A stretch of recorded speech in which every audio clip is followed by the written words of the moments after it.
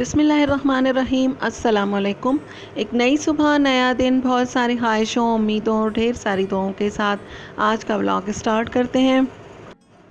और जश्न आज़ादी आप सबको बहुत बहुत मुबारक हो। अल्लाह ताला हमारे मुल्क को अपनी हिफ्ज़ व अमान में रखे, खुश रखे, आबाद रखे और ये हम आज़ादी का जश्न हमेशा मनाते रहें। हमारी आने वाली नस्लें सब ये खुशियाँ हमेशा हमेशा मनाते रहें और हमारा झंडा इसी तरह से लहराता रहे। आमीन सुम्मा आमीन।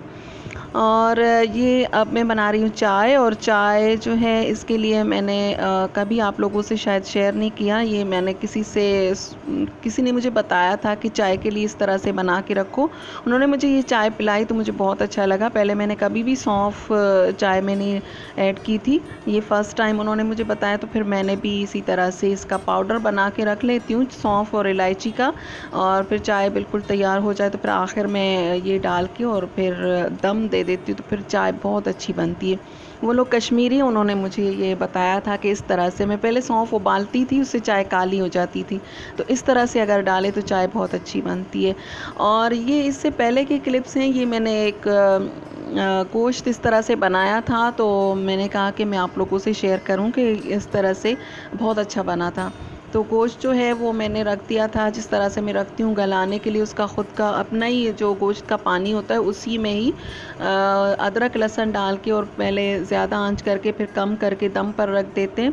और फिर उसमें मैं बाद में मैंने तिक्का मसाला ऐड किया है और लाल मिर्च, धनिया और ये मसाले जो घर के होते हैं वो डाल दिए।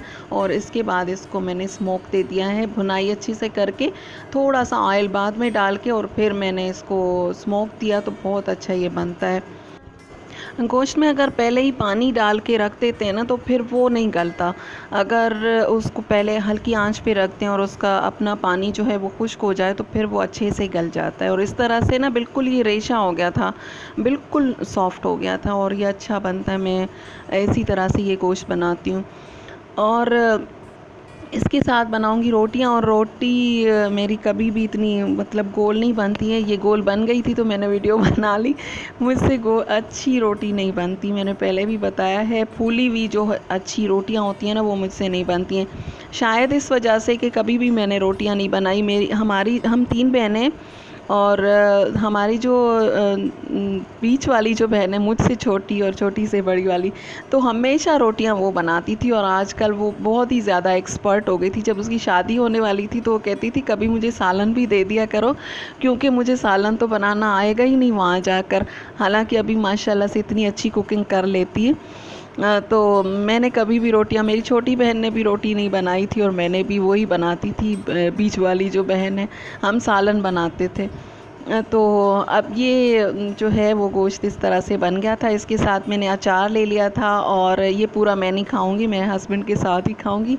और ये है, इसमें प्याज ले लिया है, लीमू, और गोश्त जो है वो इसी तरह से खाली नहीं अच्छा लगता, इसके साथ अचार ज़रूरी है। और ये मिर्चें जो है ये मैंने डाल कर रखी हुई थी ख़ास तौर पर ईद के लिए।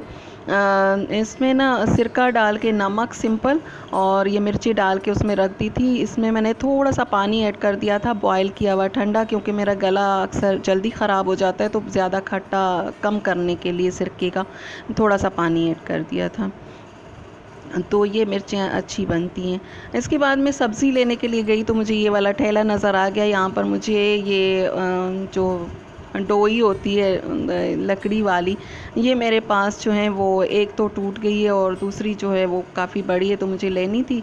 तो यहाँ पर मैं रुक गई ये लेने के लिए। फिर यहाँ पर मुझे एक और चीज़ भी मिल गई, वो जो झाड़न होता है जिससे हम लोग झाड़ते हैं दरवाज़े, खिड़कियाँ वगैरह, वो उसकी जो स्टिक होती है वो भी यहाँ पर मुझे मिल गई थी, तो इससे मैं दोबारा से एक झाड़न बना लूँगी।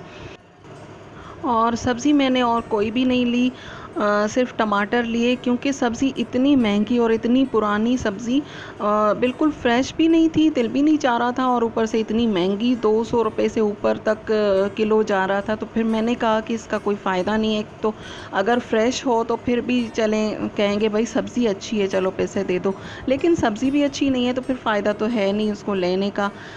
तो फिर मैंने वहाँ से नहीं ली। और आम लिए। आम जब तक हैं तब तक इंशाल्लाह मैं लेकर आऊँगी और मैं खाऊँगी ज़रूर, क्योंकि कोई भी आम आ जाता है ना, ख़ास तौर पे लोग कहते हैं सिंदड़ी आम चला गया उसके बाद तो कोई आम खाने वाला है ही नहीं, ये भी नहीं अच्छा, ये भी नहीं अच्छा, लेकिन मैं खाती हूँ। मेरे पास जब तक आम कराची में है ना, मैं ज़रूर खाऊँगी, क्योंकि फिर 1 साल इंतज़ार करना होता है ये फल आए और उसके बाद फिर हम लोग खाएँ। तो फिर वो मैंने ले लिए थे आम, 2 किस्म के लिए आम ले लिए। और फिर आई तो फिर इतनी देर हो गई थी, समझ में नहीं आ रहा था क्या करूं, तो फिर मैंने दाल चावल बना लिए थे। बच्चों के लिए तो बाहर जाते तो ज़रूर उनके लिए कुछ ना कुछ हो जाता है, उनका तो हो गया था, लेकिन फिर मैंने अपने लिए और हस्बैंड के लिए मैंने कहा दाल बना लेती हूँ, दाल चावल जल्दी बन जाएंगे। फिर दाल मूंग और मसूर की दाल मैंने रख दी है, और प्याज थोड़ी सी ब्राउन करके उसमें दाल डाल दिए, पानी डाल दिया, और हल्दी, लाल मिर्च और धनिया और ज़ीरा डाल के इसको उबालने के लिए मैंने रख दिया है। एक तरफ चावल मैंने भिगो के रख दिए, ये जल्दी से बन जाते हैं। कभी भी अगर कपड़े भी धोने हो ना तो फिर भी जहन में यही दाल चावल आते हैं, और देर हो जाए तो भी, वैसे भी रात को अक्सर हमारे यहाँ बनते हैं। बस ये थोड़े से अभी गलने में थोड़ा सा टाइम लगता, तो इसी वजह से फिर हैंड ब्लेंडर से मैंने इसको इस तरह से कर दिया, तो ये बिल्कुल दाल जो है वो स्मूथ सी अच्छी सी दाल बन जाती है। जब भी थोड़ा सा लेट हो जाए ना कि दाल को अब कौन इतनी देर तक चलाए, और ये बिल्कुल गल जाए, गली हुई दाल ही अच्छी लगती है, दाल अलग और पानी अलग तो बिल्कुल भी अच्छा नहीं लगता। तो फिर इससे हैंड ब्लेंडर से मैंने कर दिया, तो फिर ये दाल भी अच्छी सी बन गई है। और इसके साथ चावल बना लिए।